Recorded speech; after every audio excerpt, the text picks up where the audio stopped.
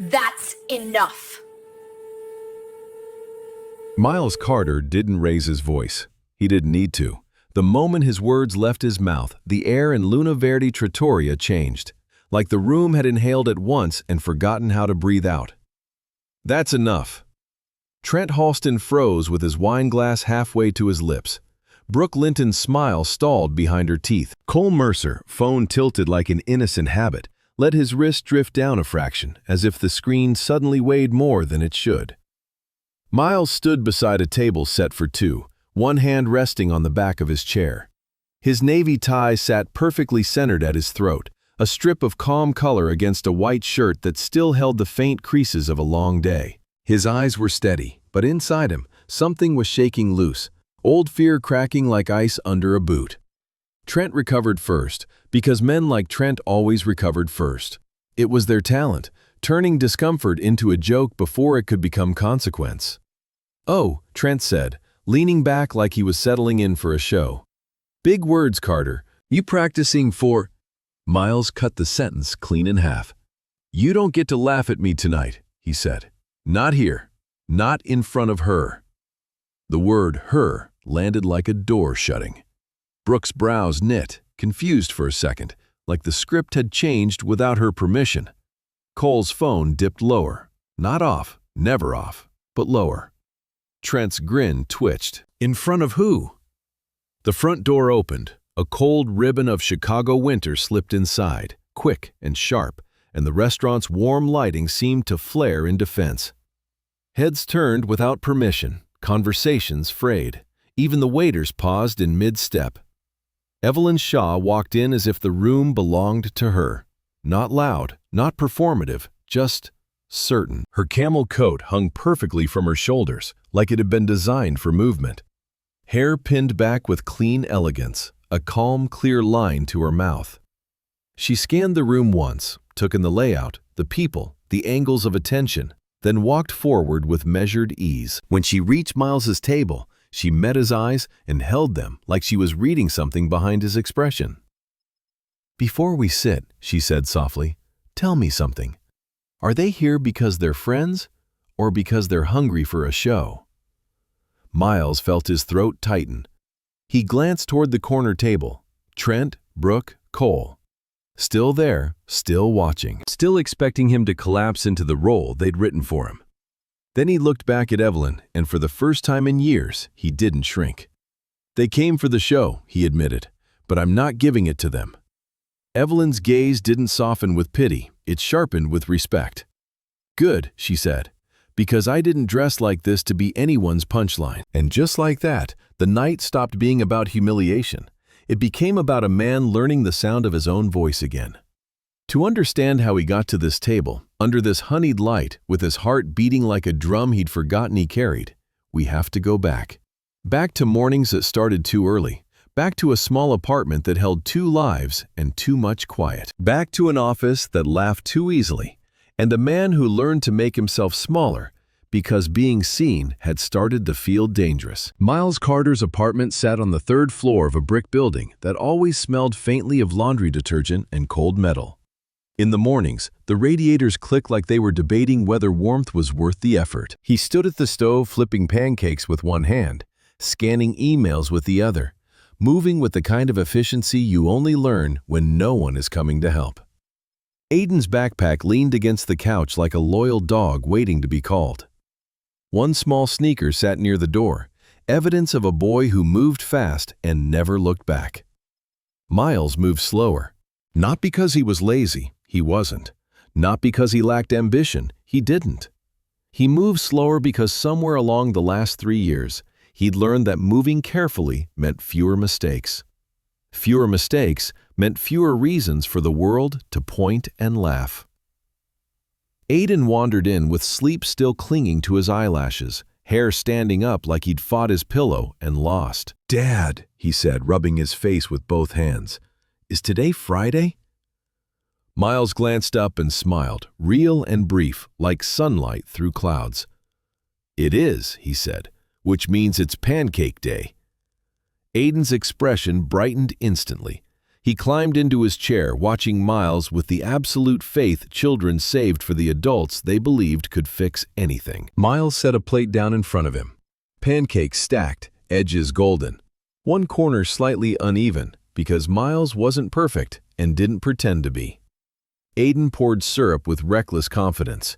Then his eyes slid to the back of a chair, where a navy tie was draped like a quiet sentinel. "You're wearing the tie," Aiden said.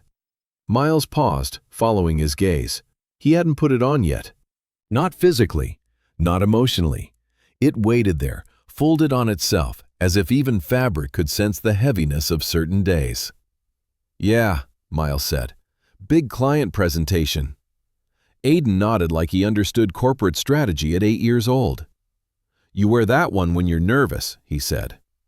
Miles blinked. "Do I?"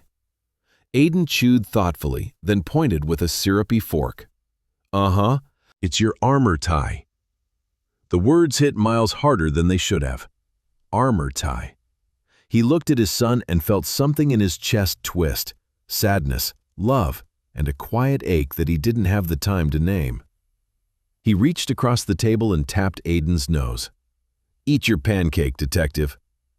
Aiden giggled and leaned away, but he watched his dad like he was still collecting evidence. Miles packed Aiden's lunch.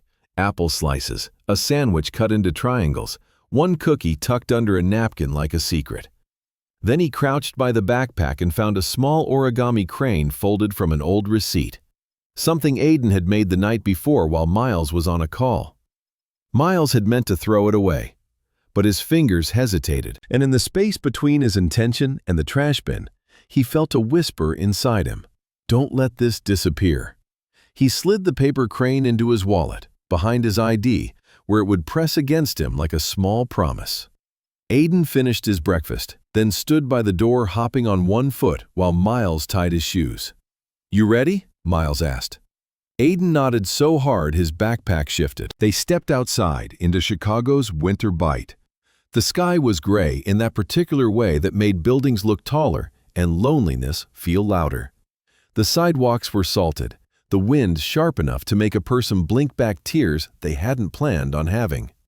At the school curb, Aiden hugged Miles fast and fierce, like he was trying to squeeze courage into his father's ribs. "Have a good day, Dad," Aiden said. "You too, champ." Aiden ran toward the doors without looking back, swallowed by the bright hallway and the noise of other children. Miles watched until he couldn't see him anymore. Then he exhaled and turned toward the loop, toward Northbridge Marketing Collective, toward the place where smiles didn't always mean kindness. Northbridge was glass and clean fonts and polished concrete. It was a company designed to look successful even when the people inside it were quietly burning. In the lobby, a neon sign glowed on a wall like a commandment: "Make people feel something." Miles had once loved that. Back when feel something meant creativity and connection. Now it felt like a warning. The elevator carried him up with a handful of strangers who avoided eye contact like it was contagious. When the doors opened on the 18th floor, a rush of office air hit him. Coffee, printer ink, perfume, and the faint electric hum of ambition. Miles walked into the open-plan expanse where everyone pretended they weren't listening to everyone else. His desk sat near the aisle, which meant people passed him, which meant people saw him, and the thing about being seen at Northbridge was this: they only saw what they could use. Trent Halston's voice floated over the cubicles like it owned the air. "Carter, my man!" Miles didn't flinch, but his shoulders tightened. He turned slowly. Trent strolled toward him in a blazer that probably cost more than Miles's winter coat, coffee in hand, smile polished and empty. Brooke Linton followed a step behind, designer boots clicking with quiet authority. Cole Mercer trailed them, already smirking, phone loose in his hand. They moved like a unit, like they'd rehearsed. Trent was the ringleader, the one who turned cruelty into entertainment. Brooke was the whisper. She knew how to position a rumor so it looked like truth. Cole was the recorder, the guy who made everything a story that could be shared and replayed. Trent slapped a hand on Miles's shoulder a little too hard. "Big day, huh?" Trent said. "Client's gonna love you. You've got that single dead determination vibe." He said it like a compliment, but the laughter underneath it made Miles's skin tighten. "I'm just doing my job," Miles said, keeping his voice even. Brooke tilted her head, mouth curving. "Aw, he's humble. That's adorable." Cole leaned in like he was sharing a secret between friends. "So Miles," Cole said, "you dating yet?" A small silence formed around the question, the kind that invited other ears to lean closer. Miles kept his eyes on his monitor. "I don't discuss my personal life at work." Trent whistled like Miles had performed a magic trick. "Look at you with boundaries. Therapy paying off?" Brooke laughed. Two coworkers nearby pretended not to listen. Another glanced over, and then away, the way people do when they don't want to become part of it. Miles felt heat rise up his neck. Not anger yet, not fully. Shame. The kind that comes when you realize people have rehearsed your humiliation without you in the room. He stood and reached for a folder on his desk. "I need to prep," he said. "Presentation in an hour." Trent stepped aside with mock courtesy, palm out like he was letting royalty pass. "Of course," he said. "Go be invisible." Invisible. Trent said it like a joke. Miles heard it like a bruise. He walked away without answering because he didn't trust what would come out if he did. Not yet. In the conference room, Miles was different. When he stood at the front of a room and clicked through slides, he wasn't the divorced guy. He wasn't the punchline. He wasn't the man everyone thought they could step on. He was sharp, calm, prepared. He asked the right questions. He listened. He turned messy ideas into clean strategy. He knew how to read a client's hesitations before they became objections. And when the client nodded, when the client smiled, Miles felt something rare and steady in his chest. Pride. Real pride. Earned, not borrowed. At the end of the meeting, the client shook his hand firmly. "Great work, Miles," the client said. "You've got a calm presence. That's rare." Miles thanked him, gathered his things, and watched the room empty. When the door closed behind the last person, he stared at his reflection in the black screen of the inactive projector. Navy tie, tired eyes, jaw set like he was holding the world in place. His phone buzzed. A reminder from Aiden's school. Early dismissal today at 3 o'clock. Miles checked the time, 2:17. He exhaled. Then his calendar popped up another reminder, one he'd been pretending wasn't real. Friday social, 6:30 p.m. Mystery date night. Location, Luna Verde Trattoria. Organizer, Brooke Linton. Miles stared at it until the words blurred. He hadn't agreed to this, not explicitly. But 2 days ago, Brooke had cornered him by the vending machines, smiling too brightly like she was about to do him a favor. "Miles," she'd said, "you're coming Friday, right?" "Coming where?" he'd asked. Trent had appeared behind her like backup. "Don't tell me you're still living like a monk." Cole had snickered. Brooke's smile had sharpened. "We're setting you up. A blind date. It's time." Miles had tried to step around them. "I don't think that's—" "No pressure," Trent had interrupted, hands raised like a saint. "We just worry about you. You've been alone." Alone came out sweet like honey. Miles had still heard the metal underneath. He should have said no. He should have shut it down. But then he'd thought of Aiden calling his tie armor. He'd thought of being 40 someday and realizing fear had built a cage around him. And he'd heard his own quiet thought. Maybe it's time to stop hiding. "Fine," he'd said. "One dinner." Brooke had clapped like she'd won something. "Perfect, trust us." And as Miles had walked away, he hadn't seen Trent's grin tilt sideways. He hadn't heard Cole mutter, low and pleased, "This is gonna be so good." Now, on Friday afternoon, Miles stared at the calendar reminder with his pulse ticking in his throat. He told himself it was just dinner.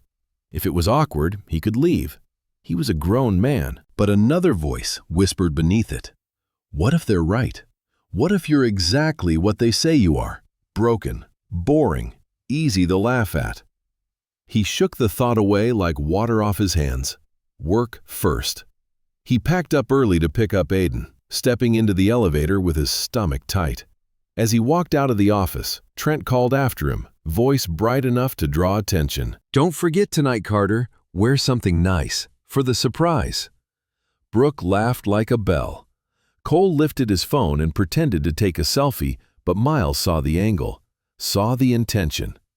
Miles didn't react, because the only thing worse than being mocked was letting them see it hurt. At school pickup, Aiden ran to him like a small storm, backpack bouncing against his shoulders. "Dad," Aiden said, "can we get pizza?" Miles smiled despite himself. "Maybe. We've got dinner later." Aiden squinted. "With who?" Miles hesitated. How did you explain to an 8-year-old that adults could be cruel for sport? "Just someone I'm meeting," he said. Aiden's eyes widened. "Like a date?" Miles glanced away, then back. "Maybe." Aiden gasped like it was the best news in the world. "That's awesome! Do you have your armor tie?" Miles laughed, surprised by the warmth in his own voice. "Not tonight. Tonight I'm just me." Aiden nodded seriously, as if approving a mission plan. Then he said, "Okay, but if they're mean, you can leave." Miles blinked. "What?" Aiden shrugged like it was obvious. "Some kids at school are mean. Teacher says you don't have to stay." Miles stared at his son, throat tightening. Out of the mouths of children came the simplest truths adults forgot. "Thanks, champ," he said softly. That evening, Miles dropped Aiden off with Tasha, his ex-wife's sister, who helped with childcare when work ran late. Tasha opened the door and studied him, sharp-eyed and kind in a way that made Miles feel both seen and exposed. "You good?" she asked. "Just dinner," Miles said. Tasha leaned against the doorframe. "Mystery dinner with your coworkers?" "Miles, you sure?" Miles forced a small smile. "I'm sure." Tasha didn't argue. She just reached into a drawer and pressed something into his palm. A worn coin, smooth from years of being carried. "For your pocket," she said, "in case the world gets loud." Miles closed his fingers around it. "Thank you." "Text me when you're done," Tasha said. "If you need an excuse to leave, I'll call and say Aiden's stomach hurts." Miles chuckled, but it came out thin. "I'll be fine." Tasha held his gaze. "You don't always have to be fine." Miles swallowed, nodded once, and turned away before gratitude could turn into something more vulnerable. In the elevator down, his reflection stared back at him. A black man in a winter coat, tired around the eyes, trying to look like the world hadn't taken pieces from him. He went home, showered, and stood in front of his closet longer than he wanted to admit. He chose a clean shirt, dark jeans, a blazer that fit well enough. He paused at the navy tie. For a second, he considered leaving it behind, going without armor, proving he didn't need it. But his hand reached for it anyway. Not because he wanted to hide, because tonight he needed every ounce of steadiness he could hold on to. He checked his wallet, his ID, his cards, and behind his license, the small paper crane pressed against the leather like a heartbeat. Miles exhaled, squared his shoulders, and stepped into the night. River North glowed the way cities did when they wanted you to forget your problems. Warm lights, polished windows, people in coats that looked like they were made for joy. Luna Verde Trattoria sat on a corner with a soft gold sign and tall windows that showed flickering candlelight inside. It looked like a place where first dates ended in laughter, where anniversaries were celebrated, where loneliness came to pretend it wasn't lonely. Miles stood outside for a moment, hand on the door handle, and listened to his own breathing. In, out. In, out. He walked in. The hostess smiled. "Reservation?" "Miles Carter," he said. She checked her tablet. "Table for 2, right this way." His stomach tightened as she led him through the room. And then he saw them. Trent, Brooke, and Cole, sitting at a corner table with a view of his. Not hiding, not pretending, just positioned. Like hunters who didn't bother to camouflage because they knew their prey already felt trapped. Trent lifted his glass in a mock toast. Brooke waved with a sweetness that didn't reach her eyes. Cole's phone was already in his hand. Miles' pulse kicked. He could turn around. He could walk out, but Aiden's words floated up in his memory. "If they're mean, you can leave." Miles realized something then, something sharp and steady. He could leave later. But right now, he was here, and he wouldn't give them the satisfaction of seeing him run before the first blow. He sat at his table, hands resting on the white cloth. The hostess offered water. He nodded. Minutes passed. Trent's table laughed a little too loud. Brooke leaned in, whispering, eyes flicking toward him. Cole adjusted his phone angle again. Miles stared at the candle flame in front of him and tried to imagine he was alone. He tried to imagine the person coming through the door would be kind, or at least neutral, or at least real. His phone buzzed. A text from Brooke. "She's on her way. Don't be nervous." Miles didn't respond. He watched the door, and when it opened, he braced himself for the punchline the world had been preparing. Instead, the room went quiet. Evelyn Shaw stepped in, and the universe tilted. She wasn't just beautiful. Beauty could be loud and empty. Evelyn was something else, composed, elegant, and self-contained in a way that made the air around her feel more organized. She scanned the room once, and in that one glance, Miles saw it. The intelligence in the way she assessed people, the confidence in the way she moved, the calm in the way she held herself. Trent's smile faltered. Brooke's eyes widened. Cole's phone froze. Evelyn walked toward Miles's table like she'd already decided she would not be embarrassed. When she reached him, she didn't sit right away. She looked at him, then at the corner table, then back at him. "Before we start," she said softly, "I want to ask you something." Miles stood halfway, unsure whether to pull out her chair or apologize or explain everything at once. "Yes?" Evelyn's eyes held his. "Are they here because they're friends? Or because they want to watch you bleed?" Miles's throat tightened. He could lie. He could protect his pride by pretending he hadn't noticed. But there was something about Evelyn, something in the steadiness of her gaze, that made lying feel pointless. "They want a show," he admitted. "And I didn't understand that until, right now." Evelyn's mouth curved, not into a smile, not exactly, but into a knowing line. "Brooke called me," she said. "She described you as a charity case, someone who needed to be helped." Miles felt heat rise in his face, sharp and humiliating. "I'm sorry," he said immediately. "I didn't know. I swear I didn't." Evelyn watched him for a beat, measuring the space between his words and his eyes. Then she nodded once. "I believe you," she said. Miles blinked, startled. "You do?" "I've met men who lie smoothly," Evelyn said. "And I've met men who tell the truth like it hurts to say it. You're the second kind." Miles didn't know what to do with that.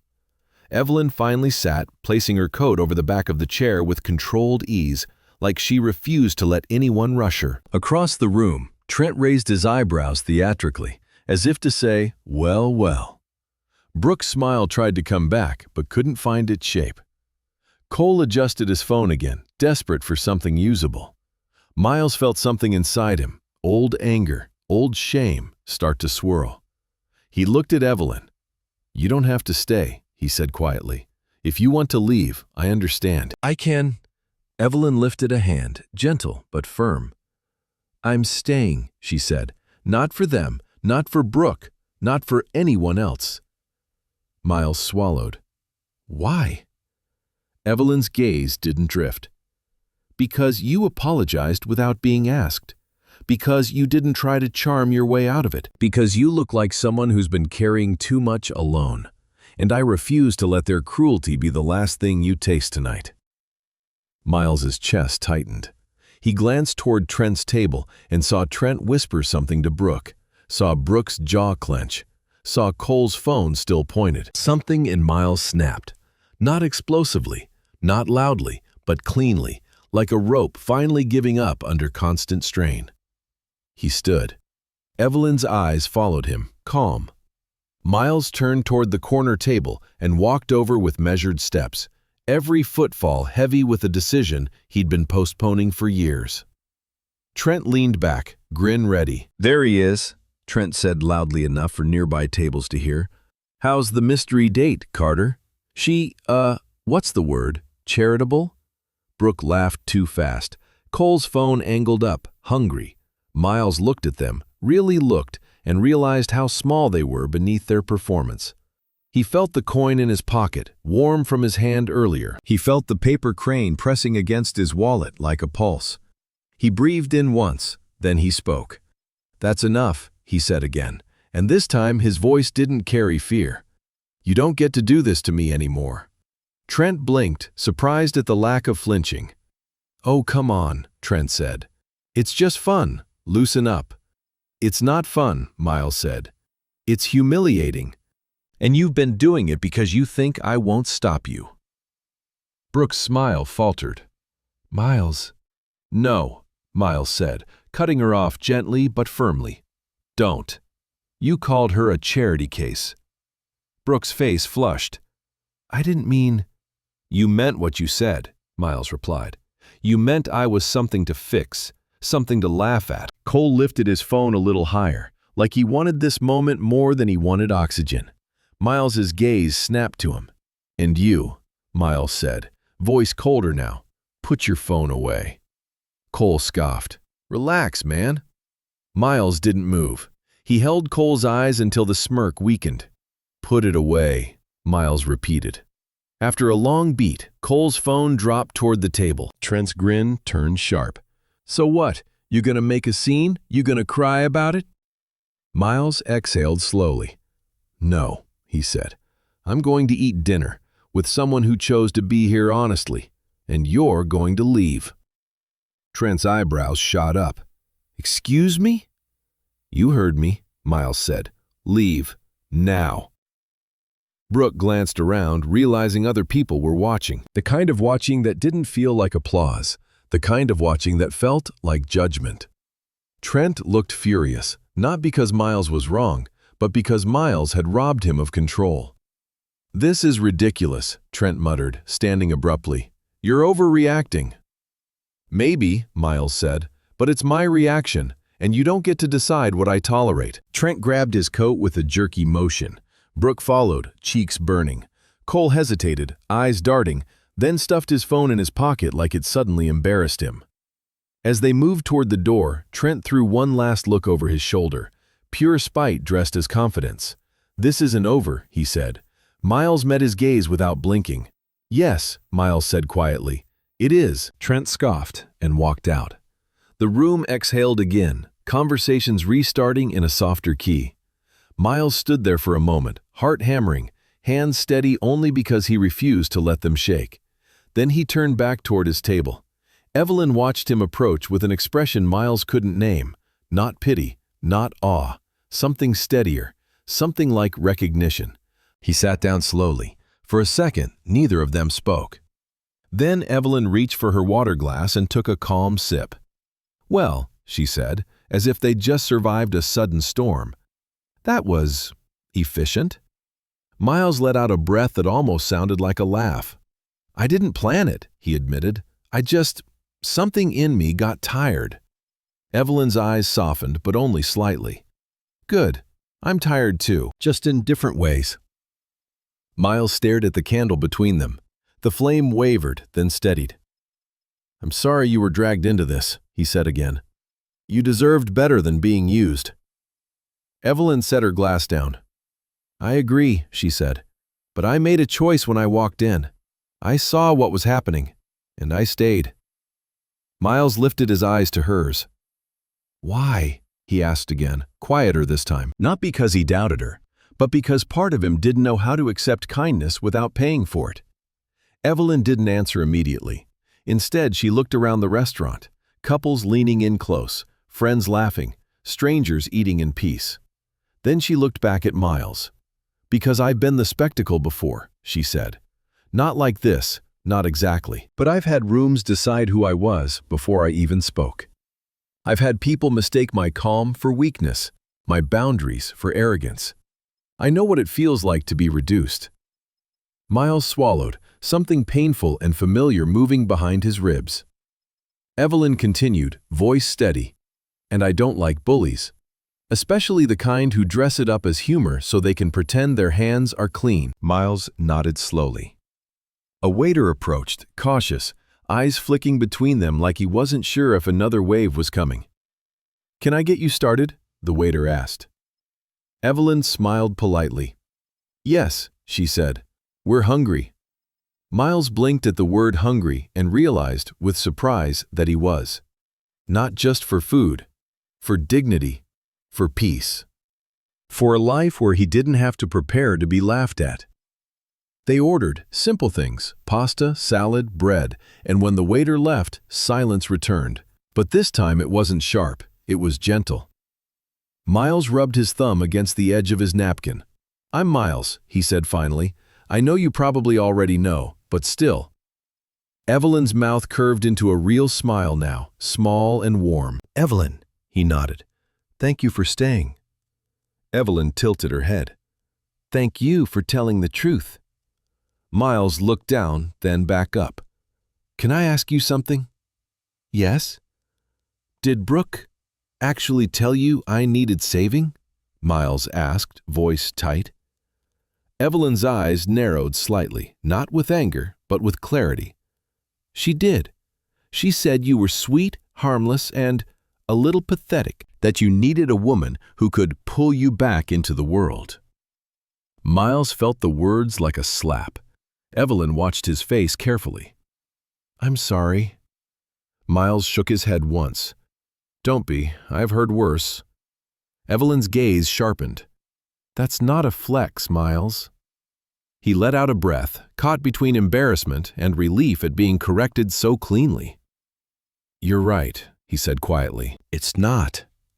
For a moment, the restaurant noise faded, and it felt like the table had become its own small universe. Two people sitting across from each other, both bruised in different places, both trying to decide if this moment was real or another trick. Evelyn broke the tension first. "So," she said, leaning back slightly, "tell me, why did you say yes to this?" Miles hesitated, then answered honestly, because something about her made honesty feel safer than pretending. "Because my son thinks I hide," he said. "He calls my tie armor." Evelyn's eyebrows rose. "Your son?" Miles nodded. "Aiden, 8. He's everything." The words came out softer than he intended, and he didn't apologize for it. Evelyn's expression shifted, something like understanding flickering behind her eyes. "Single father," she said. Miles nodded again. 3 years. Evelyn studied him as if she was seeing him fully now, not as a setup, not as a rumor, but as a man with a life. "And your coworkers thought that was funny," she said, not as a question. Miles didn't answer right away. He looked at the candle flame, steady now, and felt how tired he was, tired down in his bones. "They thought it was easy," he said. "They thought I'd rather be laughed at than be alone. They were right. For a while." Evelyn didn't interrupt. She waited. Miles continued, voice low. "After my marriage ended, I didn't want anything messy. I didn't want another loss. So I stayed small. I went to work, I came home, I took care of Aiden. I told myself that was enough." "And was it?" Evelyn asked. Miles swallowed. "It was safe." Evelyn nodded slowly. "Safe isn't the same as alive." Miles felt the truth of that sentence in a place he hadn't touched in a long time. When the bread arrived, Evelyn tore a piece and offered it across the table. Miles accepted it like it was more than bread. They ate. They talked. And as the evening moved forward, something inside Miles unclenched, just a little. He told her about the mornings, the lunches, the tiny routines that held his life together. He told her about Aiden's laugh and how it always surprised him, like joy had found a way in through a crack. Evelyn told him about her work, architecture, lines, and light and space, how she loved designing buildings that made people feel held instead of swallowed. How she'd learned to live in a world that expected her to be either soft enough to ignore or sharp enough to fear. Miles listened, really listened, and for the first time in a long time, he felt like he wasn't performing. He was just present. At some point, Evelyn asked, "Do you like your job?" Miles laughed quietly. "That's a trap question." "It's an honest question," she corrected. Miles considered. "I'm good at it," he said. I like being good at something. But the culture, the games, the way people feed on weakness. Evelyn nodded. It's exhausting. Miles looked at her, surprised. You get it. I get people, Evelyn said. It's part of my job. You design a space, but people are the ones who live in it. You have to understand how they move, where they feel safe, where they feel exposed. Miles stared at her, and something about that, about being understood by someone who didn't owe him understanding, made his chest tighten. I felt exposed today, he admitted. Not just at the restaurant, at the office too. Like they've been watching me unravel for years. Evelyn leaned forward slightly. Miles, she said gently, they weren't watching you unravel. He frowned. No? They were watching you survive, she said. And they hated that you were still standing. That's why they kept poking. They wanted proof you were as fragile as they needed you to be. Miles sat back slowly, as if the sentence had shifted something in his spine. He didn't have a clever reply. He didn't have a defense. He just let the idea settle. When dessert menus arrived, they didn't order. The meal had already given them something sweeter than sugar. A feeling that the night hadn't been stolen. When they finally stood outside the restaurant, the cold hit them immediately, clean and bracing. River North lights shimmered off wet pavement. A car passed, tires whispering over slush. Miles tucked his hands in his pockets and felt the coin Tasha had given him, warm against his palm. Evelyn adjusted her coat collar and looked at him. You did something important tonight, she said. Miles gave a small, tired smile. I yelled at bullies in a restaurant. You set a boundary, Evelyn said. You didn't apologize for existing. That's rarer than you think. Miles's throat tightened again. He looked away toward the street, then back. I don't know what happens Monday, he admitted. Trent's the kind of person who doesn't lose gracefully. Evelyn's eyes narrowed slightly. Then don't be alone in it. Miles blinked. What do you mean? Evelyn reached into her purse, pulled out a simple card, and held it out to him. Her name, her number, clean typography, quiet confidence. This isn't charity, she said before he could misunderstand. This is choice. If you want coffee next week, real coffee, real conversation, you call me. Miles stared at the card like it was a door he'd forgotten existed. You barely know me, he said. Evelyn's mouth curved. I know enough. I know you didn't lie. I know you stood up when it would have been easier to laugh along. And I know you're tired of being invisible. Miles felt his pulse in his throat. He took the card carefully, as if it could tear. Okay, he said, voice quiet. Coffee. Evelyn's eyes warmed. Good.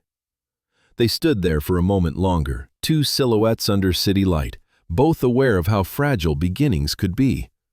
Then Evelyn stepped back. Get home safe, Miles, she said. You too, he replied. Evelyn? She turned and walked away with steady steps, disappearing into the glow of Chicago.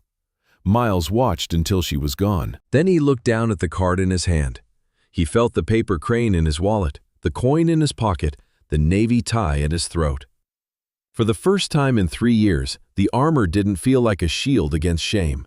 It felt like a reminder that he was allowed to take up space. He headed toward his car, heart heavy but hopeful, knowing Monday would come with consequences, but also knowing something else. He wasn't alone in the story anymore. Miles didn't sleep much that night. He tried. He really did. He lay in bed with the city murmuring outside the window, sirens far away, wind pushing against glass. And he told himself the hardest part was over. The bullies had left. The dinner had turned into something strangely gentle. Evelyn's card was still in his pocket like a warm coal, but when Miles closed his eyes, he saw Trent's face at the doorway. This isn't over. Miles had said, yes it is, with a calm he didn't entirely feel. He'd meant it, but meaning something didn't automatically erase the consequences of saying it out loud. Consequences had a way of arriving on Mondays. He got up before his alarm, moved through the apartment in quiet loops. Coffee, toast, the dishes from yesterday, like motion could keep thoughts from catching him. His navy tie hung from the chair again. He stared at it for a long time, then put it on anyway, fingers careful, not neat. Not because he wanted armor, because he didn't want to look like a man who was unraveling. Aiden woke up rubbing his eyes, hair in every direction. "Morning," Miles said, forcing warmth into his voice. Aiden squinted at him like he was reading the room. "You okay?" Miles paused. The question was small, but it hit deep, because it meant Aiden was paying attention again. Kids always were. They didn't need details, they just needed the truth. "I'm okay," Miles said. Then, because he was tired of lying even in gentle ways, he added, "I'm a little nervous." Aiden nodded solemnly, like nervousness was a weather report. Then he walked over to the coffee table and picked something up. An origami crane. Not the one in Miles's wallet. A new one, folded from a bright blue sheet of paper that had come home in Aiden's backpack. The wings were uneven, slightly crooked, as if the crane had been made in a hurry. Aiden held it out. "For you," he said. "For today." Miles took it carefully. The paper was soft, warmed from Aiden's hand. "What's it for?" Miles asked. Aiden shrugged. "So you remember you're not small." Miles stared at his son. 8 years old and somehow already better at courage than most grown men Miles knew. He cleared his throat. "Thanks, champ." Aiden leaned in and whispered as if sharing classified information. "If someone's mean, you can tell a grown-up."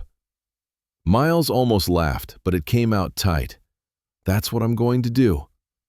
Aiden smiled like that made perfect sense. Miles slipped the new crane into his coat pocket, then walked Aiden to school with the wind biting their cheeks. At the doors, Aiden hugged him quickly, less fierce than Friday, but still sure. "Be brave," Aiden said. Miles swallowed. "I will." Then he watched Aiden disappear into the building, and for a moment, Miles stood there with his hands in his pockets, feeling the coin Tasha had given him, the paper crane against his palm. A small weight, a steadying one. Then he turned toward downtown, toward Northbridge, toward Monday. The office was louder than usual, or maybe Miles just heard more now. Laughter carried farther when you were expecting it to be aimed at you. He stepped out of the elevator and walked through the glass lobby. The neon slogan on the wall, "Make people feel something," glowed like a dare. At his desk, his computer screen woke up and flooded his face with cold light. His email was already full. Not from clients, from people he worked with. Someone had forwarded him a thread with the subject line, "Well, that escalated." Inside were 2 sentences and 3 laughing emojis, and then a screenshot from Slack. A message posted in a public channel late Friday night after Miles had left Luna Verde. Trent Halston. Apparently Carter's got a new hobby, yelling at people in restaurants. He was intense. Man went full main character. The replies were worse. Not brutal in the obvious way, brutal in the cowardly way, people tossing in laughing reactions, shrugging gifs, vague comments like "yikes" and "didn't see that coming," as if Miles's dignity was a plot twist. Miles stared at the screen until his eyes blurred. He felt it then, the old instinct, shrink, disappear, let it pass. That instinct had kept him alive emotionally for 3 years. It had also been slowly killing him. He looked around the office. People were pretending not to look at him. Some were looking anyway.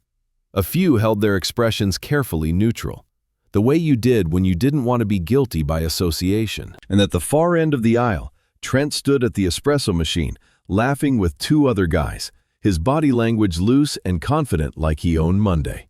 Trent's gaze flicked toward Miles. They locked eyes for a second. Trent smiled. Not friendly, not even amused. A smile that said, "I'm not done." Miles's fingers hovered over his keyboard. He clicked open the Slack channel. He scrolled. There it was again. The story they'd written for him. Angry, unstable, overreacting. Miles knew what that narrative did to black men in professional spaces. He'd watched it ruin careers. He'd watched it make people afraid to speak. He'd watched men swallow humiliation because the alternative was being labeled a problem. Miles's chest tightened. Then, without overthinking it, he opened a new email. To HR. Subject line: formal complaint, harassment, and hostile work environment. His hands shook once, just once, then steadied. He didn't write a novel. He wrote facts, names, dates, patterns. The blind date setup, the Slack messages, the ongoing mockery about his divorce, the repeated filming attempts, the restaurant incident, and the public channel commentary afterward. He attached screenshots. He saved a copy to his personal drive. Then he hit send. For a moment, his body felt light, like he'd stepped off a cliff and was waiting to find out whether there was ground. His phone buzzed. A calendar invite appeared. Meeting, HR intake. Time, 11 a.m. Location, conference room 5B. Miles stared at the invite. 11 o'clock, 2 hours. Long enough for doubt to creep back in. He closed his laptop for a second and pressed his fingers to his forehead. Then his phone buzzed again. A new text message. Unknown number. Monday's going to be loud. Don't let it make you small. If you want coffee before work or after, I'm here. Miles stared at the message, heart stuttering once. He knew the number. Evelyn. He hadn't even given it to her yet. Then he realized he'd called the restaurant Friday night to confirm the reservation. His number was on the booking. Or she'd asked the hostess. Evelyn didn't do things by accident. She did them with intention. Miles typed back. After 6:30, if you're free. 3 dots appeared. Then, I'm free. Miles exhaled, slow. He didn't feel rescued. He felt accompanied. That was different. That mattered. At 10:32, Miles stood up to refill his water. As he walked past the espresso machine, Trent's voice drifted toward him, loud enough to land. Careful, Carter, Trent said. Wouldn't want you getting emotional again. The guys around him snickered. Miles stopped. Not abruptly, not dramatically. He turned, slowly, and looked at Trent. Trent's smile widened, expecting a reaction he could weaponize. Miles kept his expression calm. I'm not doing this with you, Miles said. Trent's eyebrows rose. Doing what? This, Miles said, gesturing lightly. Baiting me, turning me into content. It's over. Trent laughed. You think you get to decide that? Miles leaned slightly closer, not threatening, not aggressive, just present. I already did, Miles said. Friday night. Trent's eyes narrowed a fraction. You really want to make yourself a problem, huh? Miles held his gaze. I'm not the problem. Then Miles walked away. He felt his heart pounding, but he also felt something else, something he hadn't felt in a long time. Control. Not over Trent, over himself. That was the first brick in the new foundation. At 10:59, Miles arrived at conference room 5B. The room smelled like cold coffee and corporate caution. HR sat across from him. A woman named Marisol Gaines, early 40s, hair in a smooth bun, eyes sharp behind tasteful glasses. She wasn't unfriendly. She was practiced. She smiled professionally. Miles, thanks for meeting. I read your email. Miles nodded. Thank you for responding quickly. Marisol opened a folder. I'm going to ask you some questions. I want you to answer as clearly as you can. Dates, specifics, witnesses. That helps us establish patterns. Miles swallowed. Okay. Marisol's tone was gentle, but the process was not. How long has this been happening? Miles stared at the tabletop for a beat, then forced himself to say it out loud. Since my divorce, he said. 3 years. It started as jokes. It got consistent. Marisol nodded, pen moving. Who was involved? Trent Halston, Miles said. Brooke Linton, Cole Mercer. Mostly Trent. Any others? Miles paused. Not directly, but there are people who've seen it. Marisol glanced up. And the restaurant incident? Miles inhaled slowly. They arranged the blind date as a prank. They expected the woman to be someone they could laugh at. The goal was to humiliate me. It didn't go the way they planned, so they pivoted and tried to frame me as the one who caused a scene. Marisol's eyes narrowed slightly. Do you have evidence of the arrangement? Miles slid a printed screenshot across the table. Slack messages, a calendar invite, and the message Brooke sent me confirming the time and location. Marisol studied it. And you've included screenshots from the public Slack channel. Yes. Marisol tapped her pen thoughtfully. Miles, I want to acknowledge something. Workplace harassment can be subtle. It can hide in jokes, but patterns matter. We take this seriously. Miles's throat tightened unexpectedly. He nodded once. I don't want revenge, he said. I just want it to stop. Marisol's gaze softened, not dramatically, but enough to feel human. Understood. She closed the folder. Next steps.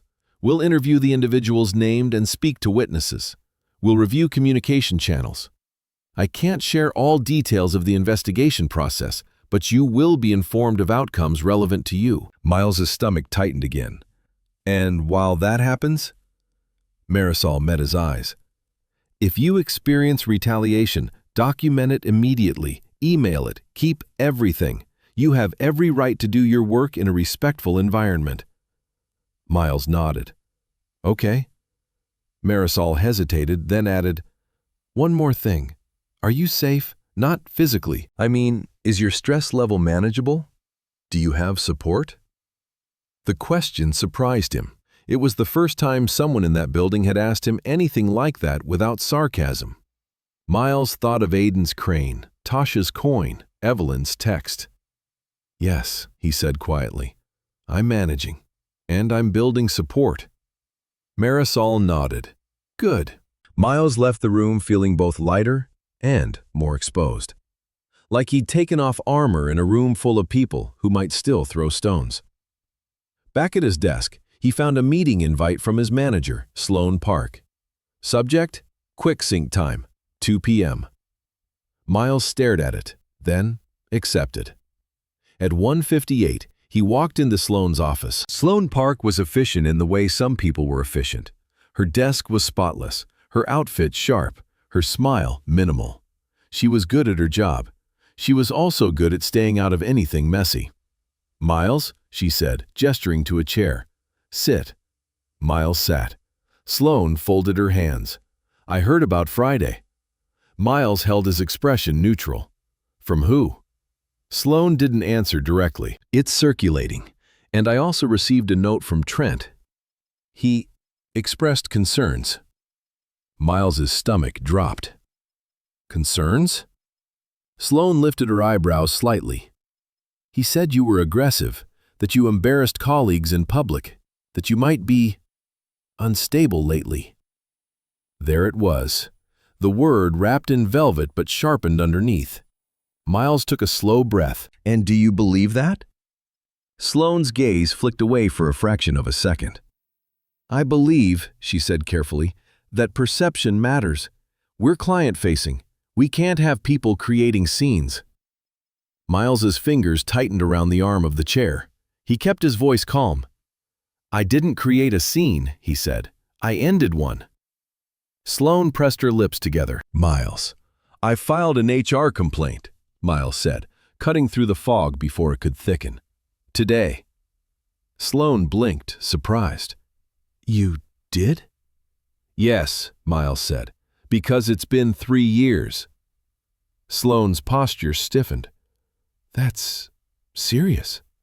It is, Miles replied. So I'm asking you directly, are you going to support me doing my job, or are you going to let Trent turn this into a story where I'm the problem? Sloan stared at him for a beat, as if she wasn't used to Miles asking anything directly. Then she exhaled. Miles, I'm not against you. I'm cautious. HR investigations create waves. Waves are already here, Miles said. I've just stopped pretending the water is calm. Sloan's eyes narrowed slightly, assessing. Do you have evidence? Yes, Miles said. And I'm not asking for favors. I'm asking for fairness. Sloan leaned back. Fine, she said slowly. Do your work. Keep your head down. Let HR handle it. Miles stood. I can do my work, he said, but I'm done keeping my head down. Sloane's gaze followed him, something like uncertainty in her eyes. Miles, she said as he reached the door, be careful. Miles paused. He didn't turn around. I have been careful, he said. That's why it lasted 3 years. Then he left, and for the first time since his divorce, Miles understood something clearly. Carefulness wasn't always wisdom. Sometimes it was just fear in a nicer suit. That night, Miles met Evelyn at a coffee shop near the river. Quiet, warm, not trendy enough for cameras. Evelyn was already there when he arrived, seated by the window with a notebook open, pen resting on the page like she'd been sketching the room out of habit.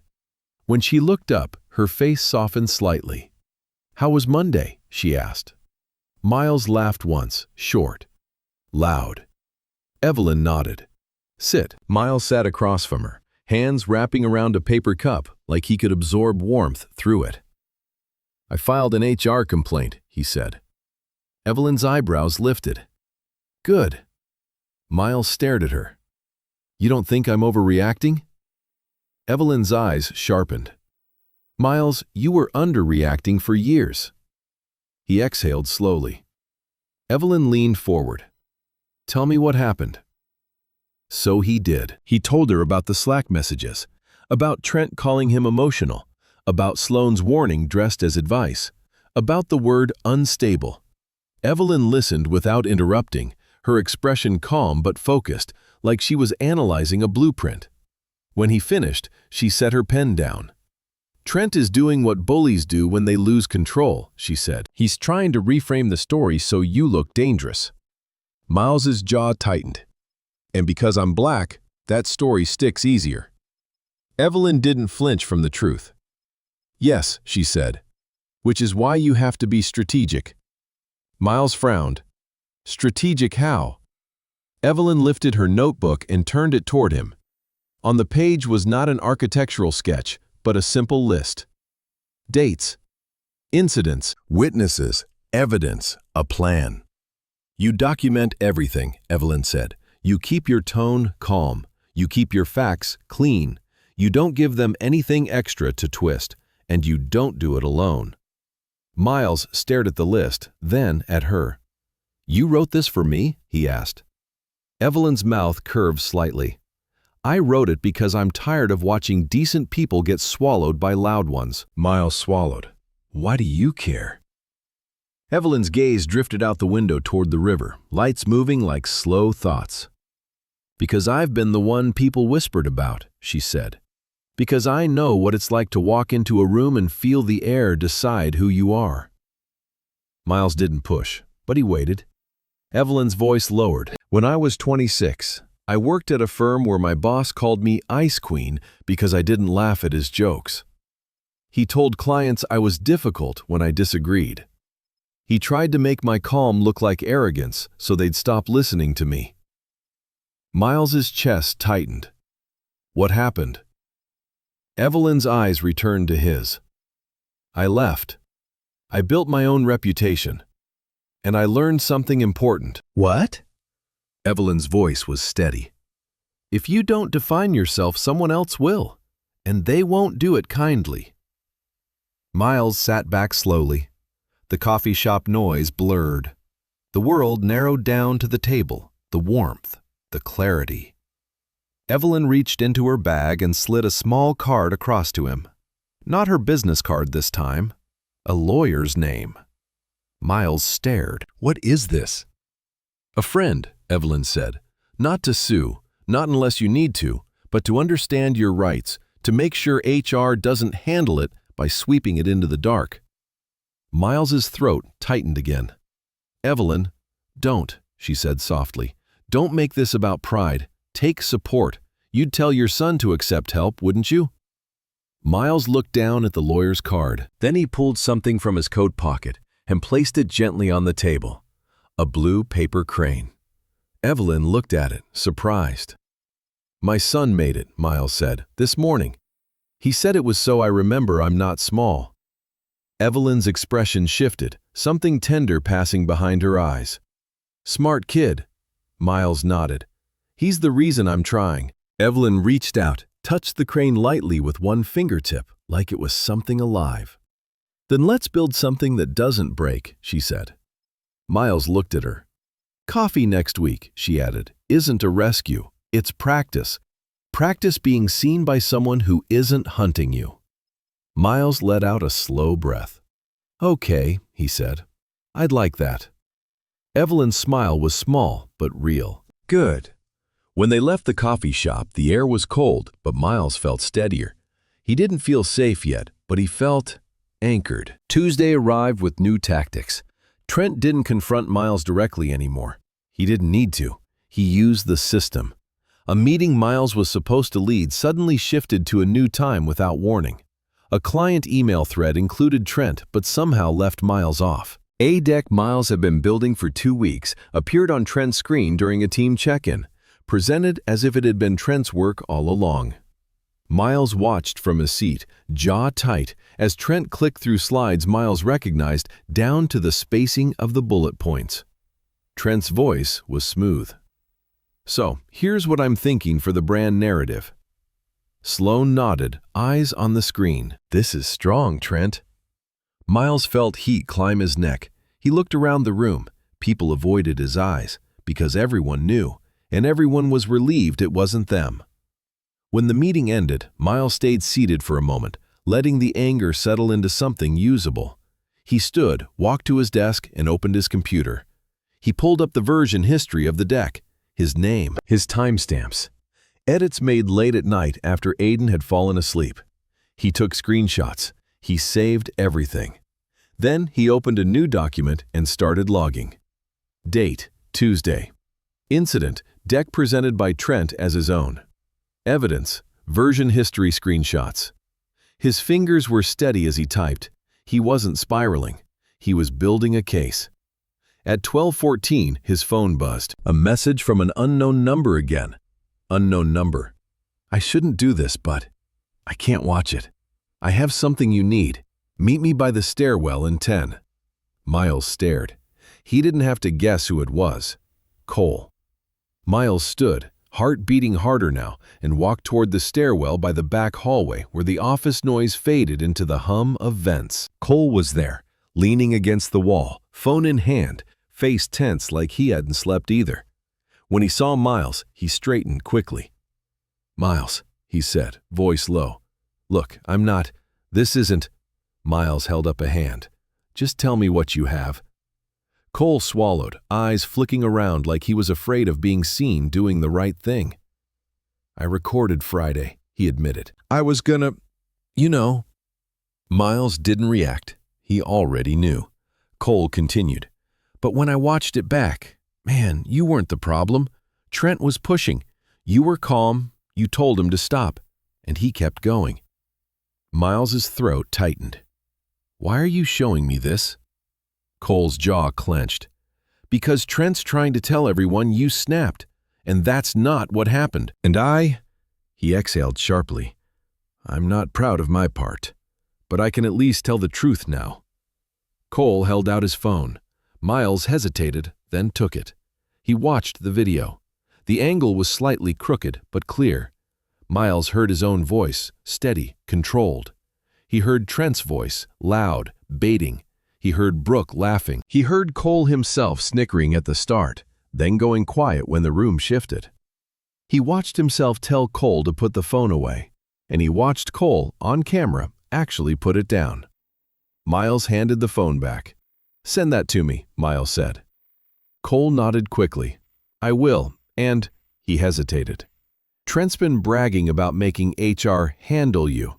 He said you'd be gone by next month." Miles held Cole's gaze. "Did he put that in writing?" Cole shook his head. "No, but Brooke has screenshots. She's panicking." Miles's eyes narrowed. "Why are you telling me that?" Cole's face tightened. "Because I don't want to be this guy anymore." Miles stared at him for a long beat. Then he nodded once. "Send the video," he repeated. "And if you're willing to be honest with HR, you should." Cole swallowed. "Yeah," he said. "Yeah, I will." Miles walked back to his desk with a strange feeling in his chest. Not victory, not relief. Something quieter. A realization that even in a room full of cowardice, truth still had allies hiding in corners. That afternoon, Brooke approached Miles's desk. She didn't have her usual brightness. Her makeup looked slightly rushed. Her smile didn't show. "Miles," she said. Miles looked up. "What do you want, Brooke?" Brooke flinched slightly at the bluntness. I messed up," she said. "Friday was supposed to be funny, and then when it wasn't, Trent got mad, and now he's making it worse." Miles watched her carefully. "You called Evelyn a charity case." Brooke's face flushed. "I know." "Why?" Miles asked, voice controlled. Brooke swallowed.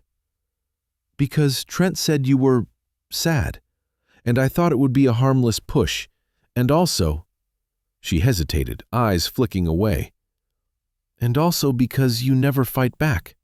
It was easy." The honesty stung, but Miles appreciated it more than excuses. "You have screenshots?" Miles asked. Brooke's eyes widened. "Cole told you?" Miles didn't answer. Brooke exhaled shakily and pulled out her phone.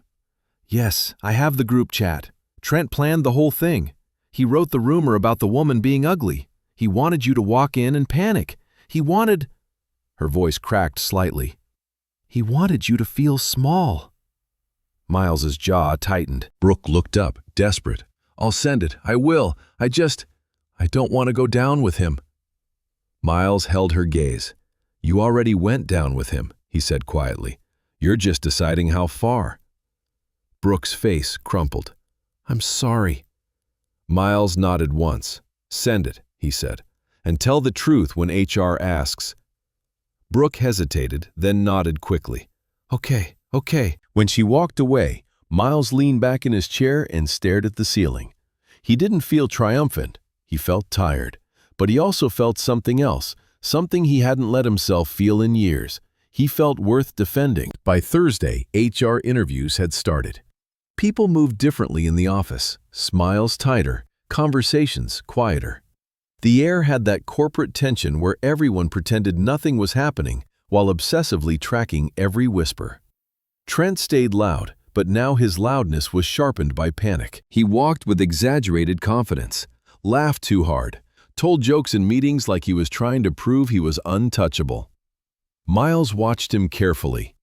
Bullies weren't always strong. Sometimes they were just unchallenged. Sloane kept Miles busy, assigning him tasks that felt like distraction. "Just focus on deliverables," she said, eyes darting away. "Let HR handle whatever this is." Miles nodded politely and did the work anyway, but he didn't let the work erase the pattern. He kept logging, he kept screenshots, he kept his tone calm. And at night, when Aiden fell asleep, Miles sat at his kitchen table and stared at the paper cranes. 2 now, the original in his wallet, the blue one from Monday on the counter, wings angled slightly upward like it was ready to lift. Miles thought of Evelyn's words. "If you don't define yourself, someone else will." He realized he'd let Trent define him for too long. He'd let the office decide he was the safe target. The quiet one. The one who wouldn't hit back. Not because Miles was weak, because he had too much to lose. Aiden. Stability. The fragile piece he'd built after the divorce. But now he understood something else. He had something to lose either way. If he stayed small, he lost himself. On Thursday night, Evelyn called him instead of texting. Miles answered quietly from his kitchen, the apartment lit by one warm lamp. "How are you holding up?" Evelyn asked. Miles leaned back in his chair. "I'm doing it," he said. "I'm documenting. HR's interviewing. Cole gave me video. Brooke gave screenshots." Evelyn's voice was calm. "Good. And how are you?" Miles paused. "Tired," he admitted. "I keep thinking about how easy it was for them, how they didn't even see me as human." Evelyn's breath was soft on the line. "That's what bullying is," she said. "It's dehumanizing. It turns a person into a toy so the bully can feel powerful." Miles stared at the blue crane. I don't want Aiden to grow up seeing his dad treated like that, he said quietly. I don't want him to learn that silence is survival. Evelyn's tone softened. Then show him something else. Miles swallowed. What? Show him that dignity is not something you earn by being perfect, Evelyn said. It's something you claim by refusing to accept cruelty as normal. Miles's throat tightened. You make it sound simple. Evelyn let out a quiet laugh. It's not simple, it's just clear. Miles rubbed his face with one hand. What if this backfires? He asked. What if HR protects Trent because he's him? Because he knows people? What if they push me out? Evelyn's voice turned firm. Then you don't go quietly. You don't let them rewrite your exit as failure. You leave with your head up and your story intact. But Miles, she paused. I don't think you'll have to. Miles frowned. Why? Because bullies like Trent leave footprints, Evelyn said. They can't help themselves. They think they're clever, but they always get sloppy. And you have evidence. Miles stared at the Cranes again. For the first time, he believed her. Not because she was promising him a fair world, because she was reminding him he wasn't powerless. Coffee tomorrow? Evelyn asked. Miles's mouth curved slightly. Yes, he said. Coffee tomorrow. And Miles? Yeah? Evelyn's voice softened again.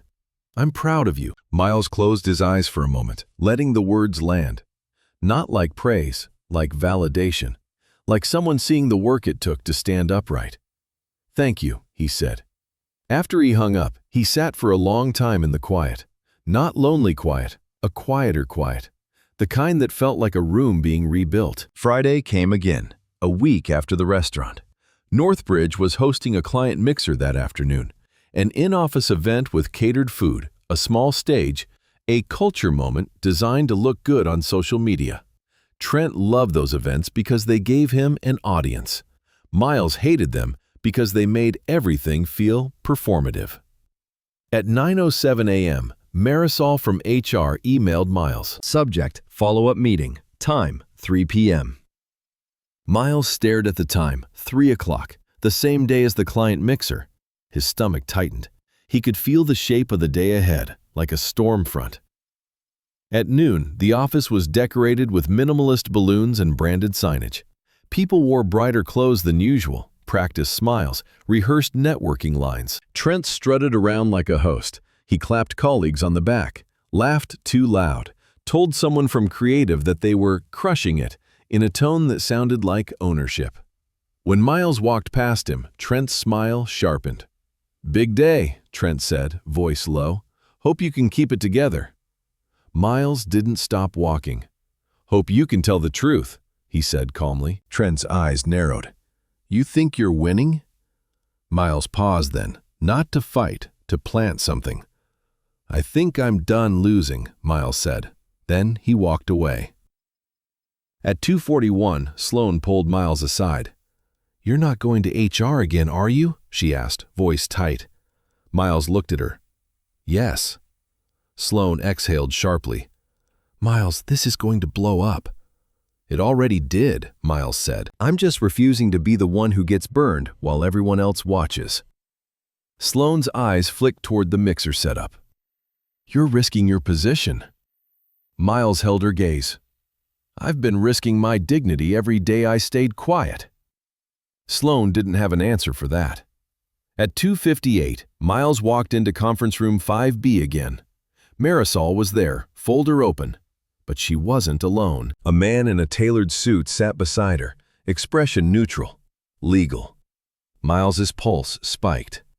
Marisol gestured to the chair. Miles, have a seat. Miles sat, hands steady on the table.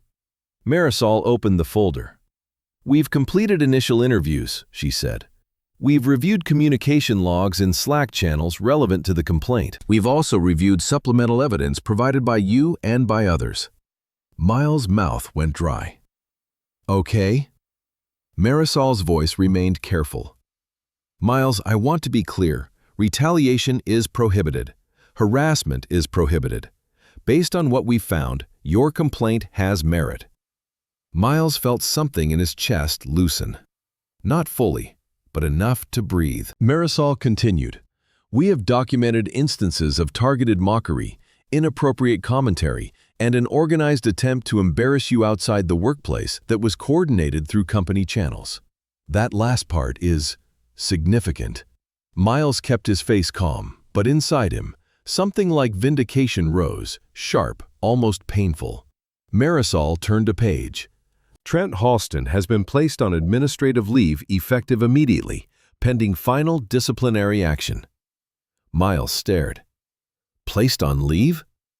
Marisol nodded. "Yes." Miles exhaled slowly. The legal representative beside her finally spoke, voice even. "The company is taking steps to remediate the work environment.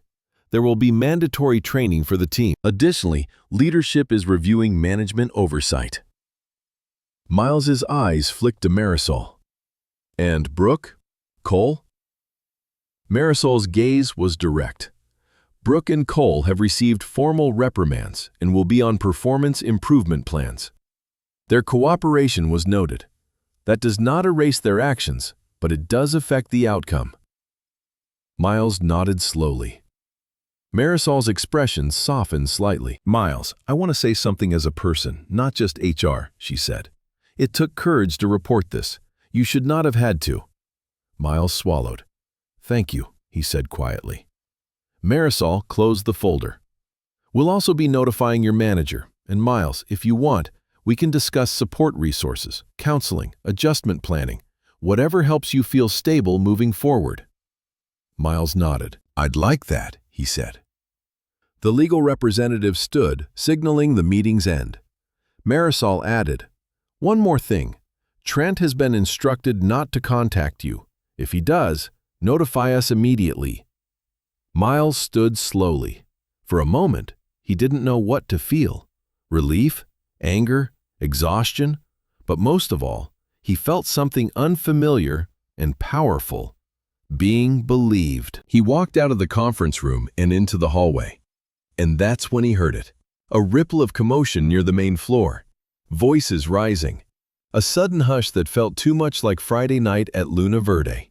Miles walked toward the sound. The client mixer was starting. People clustered around the stage, phones out, smiling for the internal photographer. Sloan stood near the front, face tight. And at the center of the room, like a ghost who refused to stay gone, Trent Halston stood in his blazer, jaw set, eyes blazing. Miles's pulse jumped. Trent wasn't supposed to be there. Trent had apparently decided that if he was going down, he'd set fire to the room first. Trent's voice cut through the crowd. "Where is he?" People shifted uncomfortably. Sloan stepped forward, voice strained. "Trent, you need to leave." Trent laughed, sharp. "Or what? HR will scold me again?" He scanned the crowd until his eyes landed on Miles. A smile spread across his face. Not amusement, something uglier. "There you are," Trent said loudly. "The victim." Miles felt the old instinct surge again. Fight or disappear. He chose neither. He stepped forward calmly, shoulders squared. "Trent," Miles said, voice even. "You're on leave. You shouldn't be here." Trent pointed at him, voice rising. "Look at you. You think you're some hero now because you cried to HR?" The room went tense. Some people looked away. Some looked fascinated. The old world loved a spectacle. Miles felt the blue crane in his pocket like a steadying hand. He looked at Trent and saw it clearly now. Trent wasn't powerful. Trent was terrified. Terrified of losing the stage. Terrified of being exposed. Terrified that people would realize his confidence had always been borrowed from other people's humiliation. Miles spoke calmly. "You harassed me. You tried to humiliate me. HR saw the evidence. This is over." Trent's face twisted. "Evidence?" he spat. "You mean that little video Cole gave you? Or Brooke's screenshots? You turned them against me like a snake." Miles didn't flinch. "I told the truth," he said. "That's all." Trent stepped closer, eyes wild. "You think anyone here cares about you? You're just..." He stopped abruptly because someone had stepped beside Miles. Evelyn Shaw. She wasn't wearing a camel coat this time. She wore a dark blazer, clean lines, hair pinned back with the same calm precision. She looked like she belonged in boardrooms, not because she was trying to prove anything, but because she didn't doubt it. People noticed her instantly. That kind of presence always recentered a room. Sloane's eyes widened. Miss Shaw? Trent blinked, confused for the first time. Who the hell? Evelyn looked at him calmly. Evelyn Shaw, she said. I'm here as a guest of Harrison Watt Development. A ripple moved through the crowd. Harrison Watt was Northbridge's biggest new client prospect. The account everyone wanted. The one that would change quarterly numbers. Trent's face paled slightly. You... Evelyn's eyes stayed steady. Yes, she said. The charity case from your little prank. People shifted again, discomfort thickening. Trent forced a laugh that sounded brittle. This is personal drama, not business. Evelyn tilted her head. It is business, she said. Culture is business. Integrity is business. And the way your employees treat each other is absolutely business. Sloane looked like she wanted to disappear into the floor. Trent's jaw clenched. You don't know what you're talking about. Evelyn didn't raise her voice. She didn't have to. I do, she said.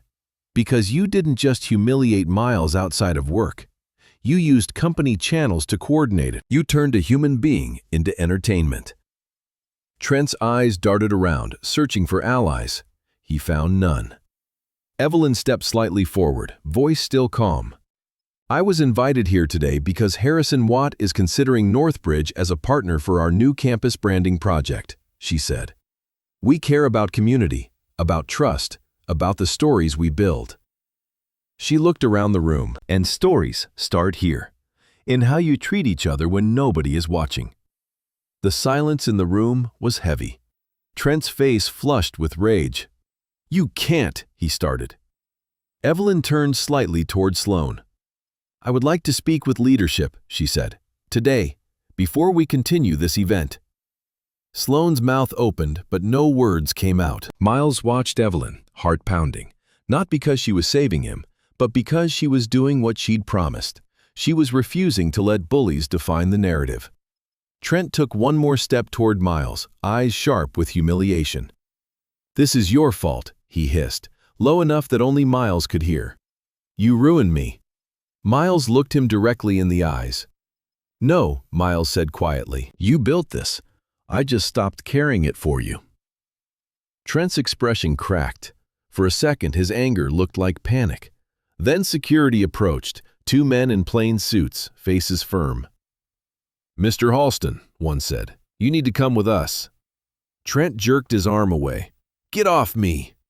But the room had already decided, not because the room loved justice, because the room loved safety, and Trent had become unsafe. As security escorted him out, Trent looked back at Miles one last time. Not with power, with something small, with something like fear. Miles didn't gloat. He didn't smile. He simply watched Trent leave and felt, for the first time, the weight of 3 years shift off his shoulders. When the doors closed behind Trent, the room exhaled like it had been holding its breath. Sloane approached Miles, face pale. Miles, she said quietly, we need to talk. Miles nodded once. Yes, he said, we do. Evelyn looked at Miles then, her expression softening slightly. You okay? She asked. Miles swallowed. I think so, he said. I didn't think this would happen in public. Evelyn's mouth curved faintly. Bullies choose public when they're desperate, she said. You stayed calm. That matters. Miles looked around the room. Some people avoided his eyes. Some looked guilty. Some looked thoughtful. The spectacle had ended. Now the consequences would begin. But Miles didn't feel afraid the way he used to. He felt awake. That evening, Miles picked up Aiden from Tasha's. Aiden ran to him, cheeks pink from cold, eyes bright. Dad, Aiden shouted, did you win Monday? Miles laughed, surprised. It's Friday now. Aiden shrugged like days didn't matter. Did you win the mean people? Miles crouched to Aiden's level. I don't know about winning, Miles said, but I told the truth, and the truth helped. Aiden nodded as if that was the only rule that ever mattered. Good. Tasha stepped out onto the porch, arms crossed, watching Miles closely. You look different, she said. Miles frowned. Different how? Tasha's eyes softened. Lighter, she said. Like you put something down. Miles glanced at Aiden, then back at Tasha. I did, he admitted. Tasha nodded once, satisfied. Good. On the drive home, Aiden talked about school, about a kid who tried to cut in line, about a teacher who wore a funny scarf. Small things. Safe things. Miles listened, and for the first time in a long time, his mind didn't keep slipping back to fear. When they got home, Miles made macaroni and cheese with too much cheese because it made Aiden happy. They ate on the couch with a silly cartoon playing in the background. After dinner, Aiden yawned dramatically. Miles carried him to bed, tucked him in, and turned off the light. As he turned to leave, Aiden's voice came soft from the darkness. Dad? Miles paused. Yeah? Aiden hesitated. Are you still sad sometimes? Miles sat on the edge of the bed. He could lie. He could protect Aiden with an easy answer. But Miles was tired of pretending. Yes, he said gently. Sometimes. Aiden's voice was small. Is it because Mom left? Miles felt a familiar ache. It's part of it, Miles admitted, but not all of it. Aiden was quiet for a moment. Then he said, You don't have to be invisible. Miles closed his eyes. The words were almost identical to what he'd realized at dinner with Evelyn. He opened his eyes and looked at his son, face barely visible in the dim light. No, Miles whispered. I don't. Aiden's voice warmed with sleepiness. Okay, good night, Dad. Miles kissed his forehead. Good night, champ. When Miles left the room, he stood in the hallway for a long time, letting the quiet settle around him. Not the lonely quiet from before, a quieter quiet, the kind that felt like healing. The next week, Northbridge shifted. Not dramatically, not instantly. Companies didn't transform overnight just because one bully got escorted out, but something had cracked. Something had been exposed. Leadership held meetings. HR scheduled trainings. Sloane's tone changed when she spoke to Miles. Less dismissive, more careful, as if she was realizing she'd been standing too close to a fire and pretending it was warm. One morning, Sloane called Miles into her office again. This time, her desk wasn't spotless. There were papers stacked, a faint strain in her eyes. Miles, she said, voice quieter than usual. I want to acknowledge something. Miles sat, waiting. I should have intervened earlier, Sloane said. I saw things, I heard things, and I told myself it wasn't my job to police personalities. Miles watched her steadily. Sloane swallowed. That was wrong, she said. It was my job.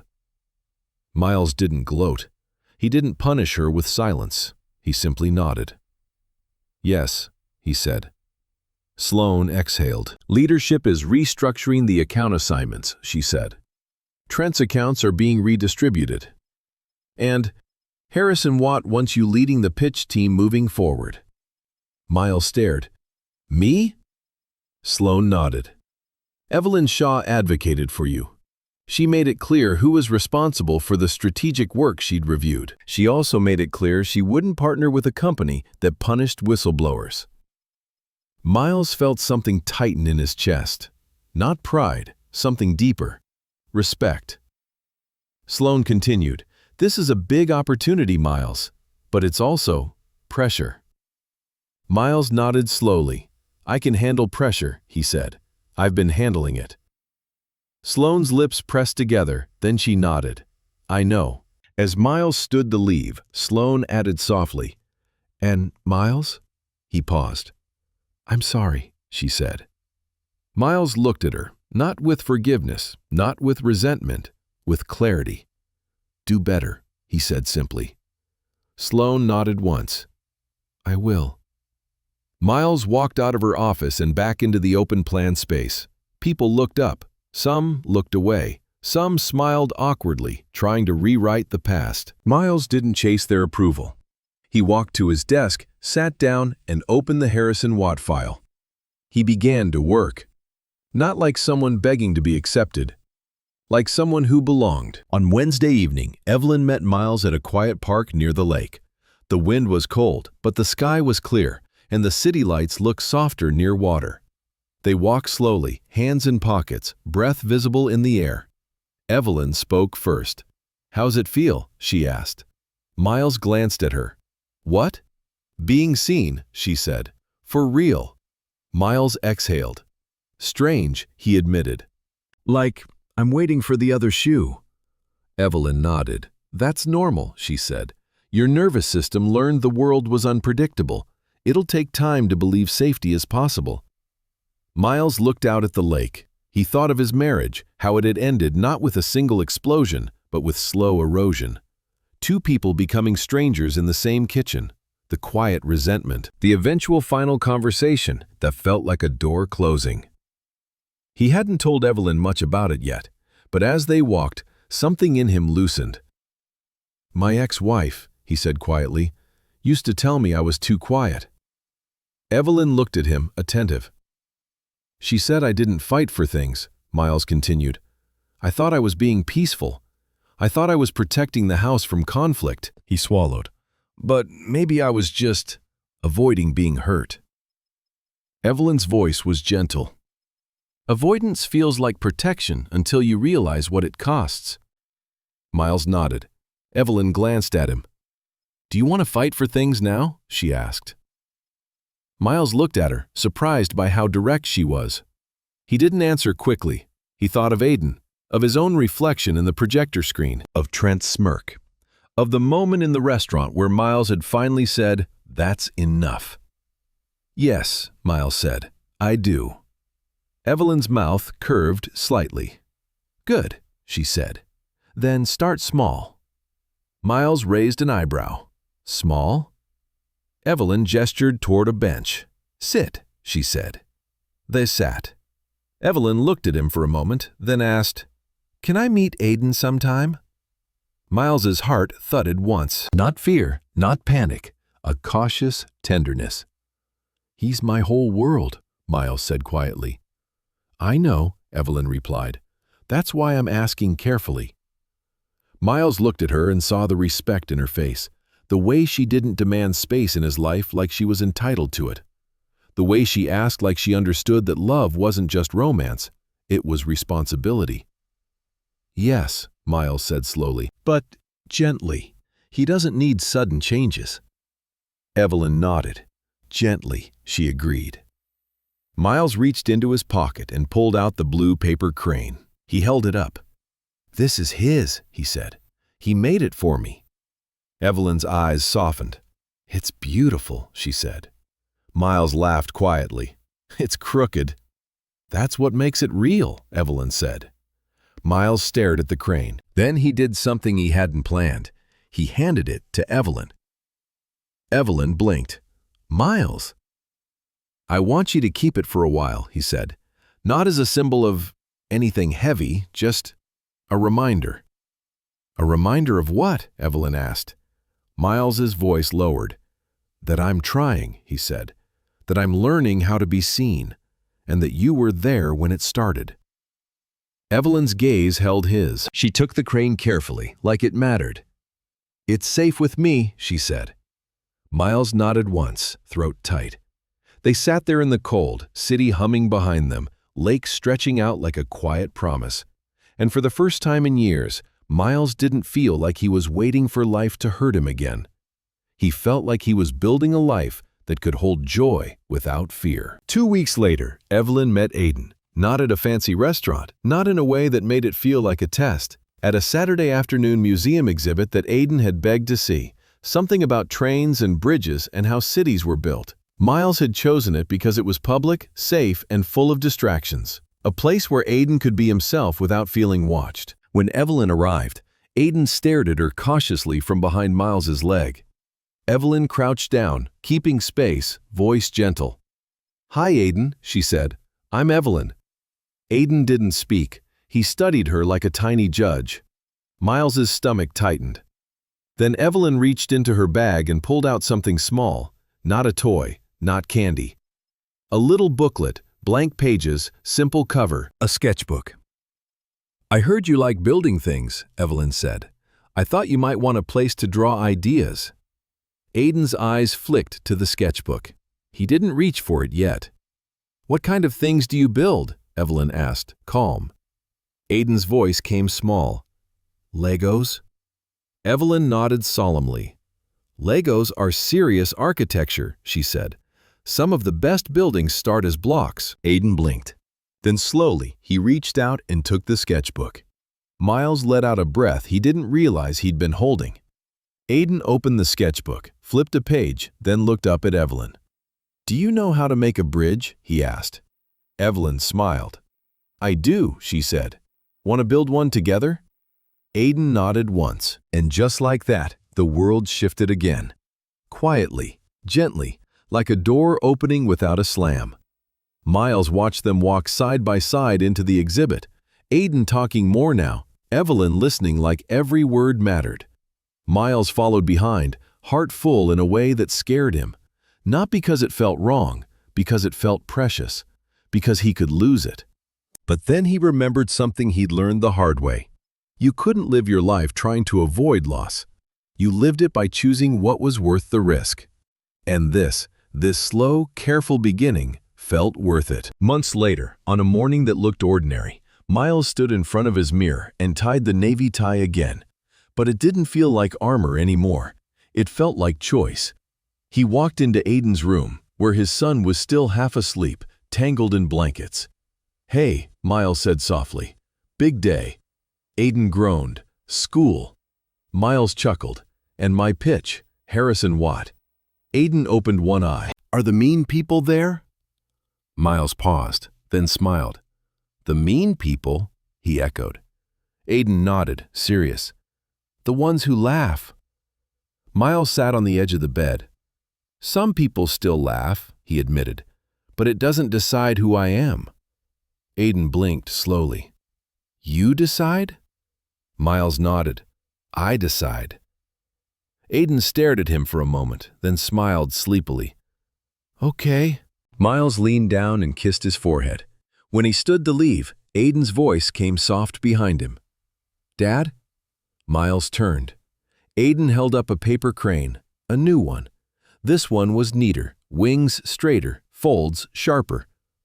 "I got better," Aiden said proudly. Miles felt his throat tighten. "You did," Miles said softly. Aiden placed the crane in Miles's palm. Miles closed his fingers around it, feeling the paper's gentle strength. He walked out of the apartment with his son's crane in his pocket and the city waking up around him. And somewhere deep inside, where shame had lived for too long, something new settled in. Dignity. Not loud, not dramatic, just steady. Like a man finally taking up the space he'd always deserved. If this story touched a place in you that still remembers what it felt like to be laughed at, I hope you know this. You're not weak for feeling it, and you're not wrong for wanting it to stop. Sometimes the bravest thing you can do is simple. Quietly, firmly say, "That's enough," and mean it.